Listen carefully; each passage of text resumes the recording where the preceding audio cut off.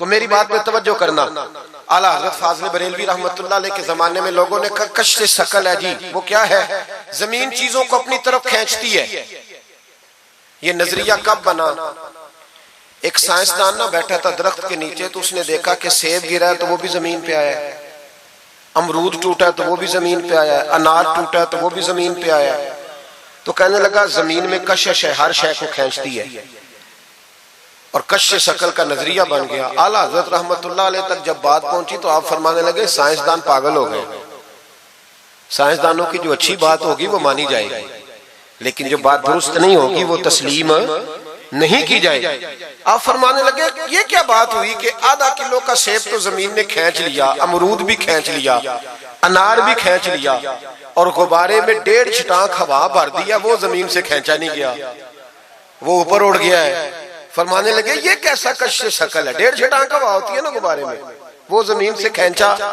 आला हज़रत फरमाने लगे असल कश से शकल नहीं, असल बात यह है कि हर चीज अपनी असल की तरफ लौट जाती है, हर चीज अपनी असल की तरफ। फरमाने लगे हवा की असल ऊपर है तो गुब्बारा उसे ऊपर ले गया। अनार, सेब, अमरूद जमीन से पैदा हुए थे तो वापस जमीन पे आ गए, वापस। आज भी डॉक्टरों ने बड़ा परेशान किया हुआ है। हम लोग जाते हैं, सुन सुना के आ जाते हैं, इल्म नहीं ना होता। अल्लाह करे हम आला हजरत को पढ़ने वाले बन जाए, हमें समझ आए हमारे बुजुर्ग हमारा तहफ्फुज कहाँ का। डॉक्टर के पास जाए, डॉक्टर साहब बच्चा बीमार है, तो डॉक्टर साहब कहते हैं किसी को खांसी तो नहीं घर में, किसी को नजला तो नहीं, पहले तो नहीं किसी को बुखार, तो पूरा इंटरव्यू दे लेते हैं भाई उसकी क्या वजह जी, अगर हो तो फिर कहने लगे अगर किसी को बुखार हो तो फिर बच्चे को भी हो जाता है, किसी को खांसी हो तो बच्चे को भी। समझ आ रही है? कहते हैं ना डॉक्टर इस तरह से, ये बीमारी किसी और को तो नहीं फैमिली में। तो मैंने कहा डॉक्टर साहब आप क्या बात कर रहे हैं? नबी पाक सल्लल्लाहु अलैहि वसल्लम ने फरमाया है कि बीमारी मुताद्दी नहीं होती, एक से दूसरे को नहीं लगती बीमारी, एक से दूसरे को। ये सही बुखारी में मौजूद है। नबी पाक सल्लल्लाहु अलैहि वसल्लम से एक शख्स ने कहा हुजूर मेरे ऊंट को खारिश पड़ गई, और वो जो ऊंट खड़ा है उसकी वजह से पड़ गई है। तो क्या मेरे महबूब का समझाने का अंदाज है? मेरे करीम रसूल फरमाने लगे तेरे ऊंट को तो उस ऊंट से खारिश पड़ी है, बता उस ऊंट को कहां से पड़ी थी? तेरे ऊंट को तो वहां से पड़ी, कैसा अंदाज है, उसको कहां से पड़ी? बंदा चुप कर गया, कहने लगा या रसूलल्लाह उसे तो कुदरती पड़ गई है। तो हुजूर फरमाने लगे फिर इसे भी कुदरती पड़ी है। डॉक्टर कह रहा है जनाब खांसी है तो खांसी लग गई, शुगर है तो शुगर। ओ भाई सुन, अगर तू ये कहेगा ना कि एक से दूसरे को बीमारी लगती है, तो जिसकी माँ फालज की मरीज है उसके बच्चे उसकी खिदमत करेंगे? जिसके बाप के वजूद पे रेशा पड़ जाएगा बच्चे करीब जाएंगे कि हमें बीमारी ना लग जाए? इतनी कमजोर। डॉक्टर कहते हैं कजन मैरिज ना करो, बच्चे बीमार पैदा होते, और कौम चुप करके सुन लेते। डॉक्टरों को बताओ कि हम डॉक्टरों पर ईमान नहीं लाए, अल्लाह रसूल पे लाए हुए। हमारा ईमान अल्लाह रसूल पे है, डॉक्टर पे नहीं है। जो सही बात करेगा डॉक्टर वो मानेंगे, गलत बात नहीं तस्लीम करेंगे। ये मेरे आला हजरत की फिक्र है।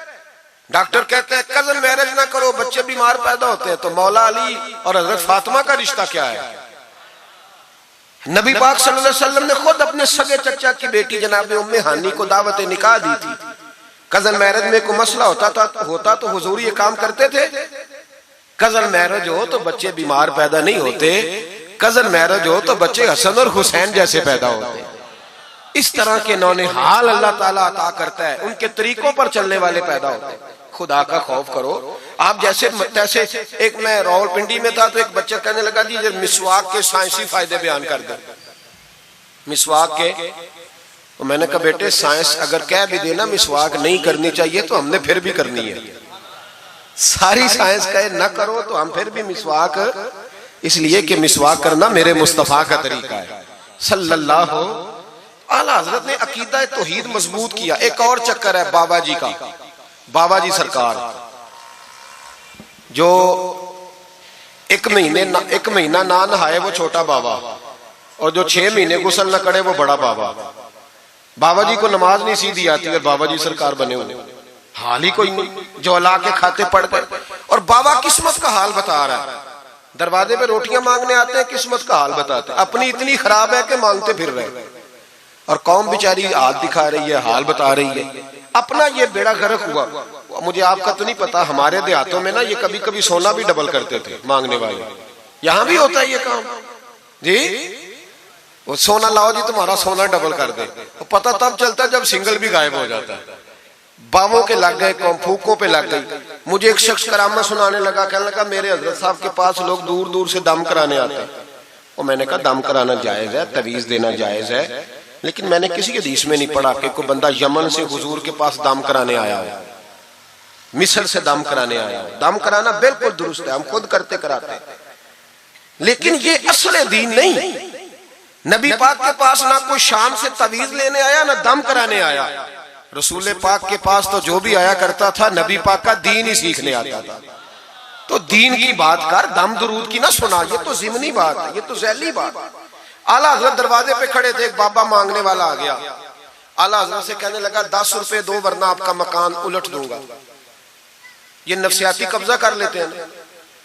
तो माँ भी बडेरी कहती है दे दो, कहीं वाकई ना उलट दे। आला हजरत ने ये अकीदा नहीं हमें सिखाया कि हम रस्सियों से डरते फिरे। इतना कमजोर ईमान, लोग अपने साये से डरने लग गए। बाबा जी कह गए, और छोड़ बाबा जी के मुंह से कौन सा कुरान हदीस निकलता है, बस कर दे। किस चक्कर में कौम को डाल दिया। आला हजरत रहमतुल्लाह अलैह दरवाजे पे खड़े, फिक्रे रजा सेमिनार है ना, तो सुनो फिर फिक्रे रजा क्या है, सुनो फिर। ये रजा के नेज़े की मार है कि अदुम के सीने में गार है, किसे चारा जोई का वार है कि ये वार वार से पार है। आला हजरत रहमतुल्लाह अलैह दरवाजे पे खड़े थे, बाबा जी आ गए, कहने लगे 10 रुपए दो। 10 रुपए का माना उस जमाने में यही था जो आज 10,000 का माना है। 10,000 मांग लिया, कहने लगा दो नहीं तो मकान उलट दूंगा। आला हजरत फरमाने लगे तू 10 के 20 मांग, मैं देने को तैयार हूं, पर मकान उलटने वाली बात गैर शरीया, ये वापस ले ले। शरीयत तुझे ये कहने की इजाजत, मेरी बातों की समझ आ रही है आप हजरात को? वो कहने लगा जी मैंने उलट देना है। आला हजरत की वालदा बूढ़ी औरत अंदर से बोली, कहने लगी अहमद रजा दे दो, फकीरों से नहीं उलझते। तो आला हजरत फरमाने लगे अम्मा जो सच्चा फकीर हो मैं तो उसके कदमों में बैठने को तैयार, पैर चूमने को तैयार। हम तो निस्बतों पे मर मिटने वाले लोग, लेकिन बात वो करे जो रसूलुल्लाह की शरीयत इजाजत देती है। जिसकी इजाजत नहीं देती हम वो बात करने की से इजाजत नहीं देंगे। उसने कहा जी मैंने उलट देना है। इतनी बात हुई तो आला हजरत के जो शहजादे थे ना, छोटे मुफ्ती आजम हिंद मौलाना मुस्तफा रजा खान साहब, वो मकान की दूसरी छत पर, डबल स्टोरी मकान था, तो ऊपर वाली छत पे खेल रहे थे। उनका पैर फिसला, वो गर्दन के बाल अंदर गिर गए, अंदर से शोर उठ गया, बच्चा गिर गया। बच्चा वो फकीर भी सीधा हो गया, देखा ना नहीं ना पैसे दिए, तो शहजादे गर्दन के बाल गिरे ऊपर वाली मंजिल से। लेकिन सुन्नियों किधर खो गए मैं और आप? मेरे आला हजरत का अकीदा सुनो। फाजले बरेलवी अंदर नहीं गए, हालांकि हुजूर अलैहिस्सलाम का फरमान मौजूद है कि औलाद आदमी को बुज़दिल कर देती है, औलाद के हाथों बंदा कमजोर हो जाता है। अंदर नहीं गए, वहीं खड़े रह के कहने लगे अम्मा मेरा एक बेटा है, मेरा 1000 भी हो तो मैं सारा नबी पाक की शरीयत पे कुर्बान कर दूंगा, लेकिन किसी भावे की मैं गलत बात मानने को तैयार है। आला हजरत की जुबान से ये लफ्ज निकले तो साहबजादे उठ के दौड़े आए, कहने लगे अब्बा जी जरा इधर तो देखें, मैं दूसरी मंजिल से गिरा हूं पर मुझे खराश भी कोई नहीं आई, मुझे खराश भी कोई नहीं आई। देखे मेरे कपड़ों को मिट्टी भी नहीं लगी। आपके 2-3 मुरीद खड़े थे, कहने लगे हुजूर ये आपकी करामत है। आप फरमाने लगे मेरी करामत नहीं, ये मेरा अकीदा है, तौहीद है, ये मेरे रब पर ईमान है, खराश नहीं आई। अब उस फकीर को फरमाने लगे आला हजरत के तू कहता था मकान उलट दूंगा, चल उलट ना, फिर 10 रुपए नहीं लेने, उलट। चुप कर गया। तो आला हजरत, लोग कहते हैं मौलवी साहब के पास क्या है? जिसके सीने में रसूलुल्लाह का दीन है उसके पास कुछ नहीं, तो फिर किसी के पास भी कुछ नहीं। हाँ जिम्मेदारी से कह रहा हूं, किसी के पास कुछ नहीं। अगर जिसके सीने में कुरान और सुन्नत का नूर है, अगर उसके पास ही कुछ नहीं। सुनो, आला हजरत ने अपना जूता उलट दिया, फरमाने लगे अगर ताकत है तो मेरा जूता सीधा करके दिखा। तो मकान उलटने की बात करता है ना, पंजाबी का एक शेर है, आपकी समझ में आ गया तो ठीक है, ना आया फिर भी ठीक है। वो एक पंजाबी के दरवेश कहा करते थे, इट सिट ते पखड़ा कुआर गंदल, असी और भी बूटियां जानने हैं। पता है हमें सारे गुरुओं का है, चलो करामत ना दिखाएं तो बात अलग है, पर खबर हमें है। फरमाया चलो सीधा करो। उसने पूरा जोर लगाया पर जूता सीधा पसीने आ गए तो कहने लगा जी मैं माफी मांगता हूं, आज के बाद ऐसी बात नहीं करूंगा। आला हजरत वली थे तो वली सखी होता है, जेब से हाथ निकालने फरमाया तू 10 मांगता था, अल्लाह 20 लेके जा, लेकिन गैर शरी बात खुदारा बस करो। जो हमें हमारे बुजुर्गों ने नजरियात दिए उन पर कायम रहो।